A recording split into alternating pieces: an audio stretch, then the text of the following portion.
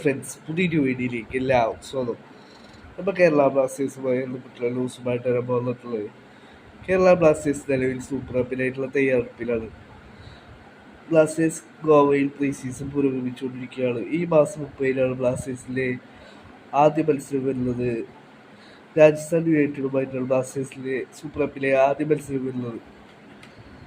Blasters തന്നെ training വീഡിയോസും ഫോട്ടോസും ഒക്കെ ബ്ലാസ്റ്റേഴ്സിന്റെ സാമൂഹിക മാധ്യമങ്ങളിലൂടെ പുറത്തുവിട്ടിട്ടുണ്ട്.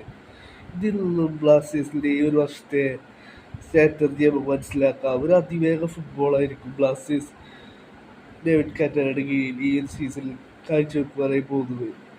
ബ്ലാസ്റ്റേഴ്സിലെ ട്രെയിനിങ്ങിൽ നിന്നും അതാണ് മനസ്സിലാക്കുവാനായി സാധിക്കുന്നത്. ഒരു സ്ലോ ഡൗൺ ചെയ്തിട്ടുള്ള മത്സരമല്ല ബ്ലാസ്റ്റേഴ്സ് ട്രെയിനിങ്ങിൽ കാഴ്ചവെച്ചുകൊണ്ടിരിക്കുന്നത്.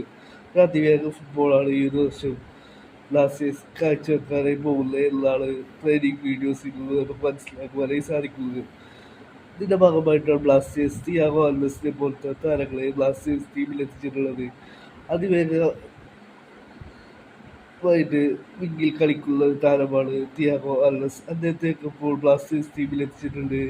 3 താരങ്ങളെയാണ് ബ്ലാസ്റ്റേഴ്സ് ഇപ്പോൾ ടീമിൽ എത്തിച്ചിട്ടുള്ളത്. തിയാഗോ ആൽവസ്, ഇവാൻ റോഡ്രിഗസ്, കോർഡോ ഒബിയറ്റ.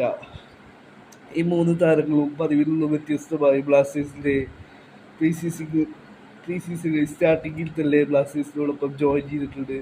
ഒരു ഫുൾ സ്ക്വാഡാണ് ബ്ലാസ്റ്റേഴ്സ് ഈ ഒരു സൂപ്പർ കപ്പിനായി ബ്ലാസ്റ്റേഴ്സ് ശക്തമായ രീതിയിലാണ് ഒരുക്കിക്കൊണ്ടിരിക്കുന്നത്. ഈ മാസം 30-ന് ബ്ലാസ്റ്റേഴ്സിലെ ആദ്യ മത്സരം